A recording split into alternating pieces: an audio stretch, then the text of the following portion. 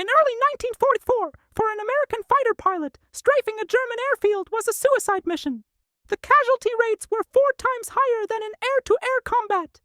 Pilots who had survived months of dogfights against the Luftwaffe's best aces were being torn apart by ground gunners they never even saw. The reason? The Germans had built the perfect trap. It was called the Firewall, the Firewall. Every airfield in France was a layered fortress bristling with 40 to 80 flak guns. But the Germans were smart. They didn't spread their guns evenly. They knew that because of the prevailing westerly winds, airplanes always take off and land heading east into the wind. And they knew American pilots following their training would also attack from the east to get the longest, most stable run down the runway. So they stacked their defenses. All of their heaviest, most lethal guns were concentrated on the eastern approach, creating a pre-registered overlapping kill zone. When American fighters came screaming in from the east, they weren't just attacking a base. They were flying directly into a wall of pre-armored, perfectly calculated death. The losses were catastrophic. The 8th Fighter Command was being bled dry.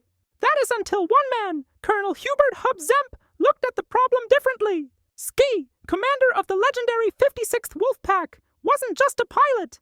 He was an engineer, and he started collecting data. He studied reconnaissance photos.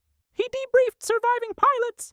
He mapped every flak position, and a pattern emerged, so obvious it was insane no one had acted on it. The Germans had built an impenetrable wall, but only facing east. The western side of the airfields was almost undefended. Zemke proposed a radical, almost stupid idea. What if instead of following the textbook, they attacked the wrong way? What if they attacked from the west? His staff thought he was crazy. "Colonel, that's against the wind. It's a cross-runway attack. We'll only have a few seconds on target." Zemke's logic was brutal and brilliant. "Dead pilots can't destroy anything," he argued. "A live pilot who survives his first pass can come around for a second." He was betting that survival was more important than a perfect attack run. On May 8, 1944, they tested the theory. The target, Aschersleben, a heavily defended Luftwaffe base. 16 P-47 Thunderbolts led by aces like Walker Mahurin and Robert Johnson would not be attacking from the east. They were going in from the west. They came in at treetop level, screaming over the western perimeter at 300 mph before German radar even registered their presence. The German flak crews were in chaos. Their heavy guns, the 37mm and 40mm killers, were all pointed 180 degrees in the wrong direction. By the time the gunners even saw the P-47s, the fighters were already overhead, their 8.5 caliber guns ripping apart the parked German planes. The German crews panicked, desperately trying to swing their heavy, slow traversing guns around, but it was too late. In the 6 to 9 seconds it took them to turn, the Thunderbolts had already completed their devastating pass and were screaming away, dropping back down to treetop level. The German Firewall, the most lethal anti-aircraft defense in the world, was completely useless. It never fired an effective shot. The results of the raid stunned the high command. The 56th destroyed 23 German aircraft on the ground, and the American losses, 0. Not a single plane, not one. The suicide run had become a turkey shoot.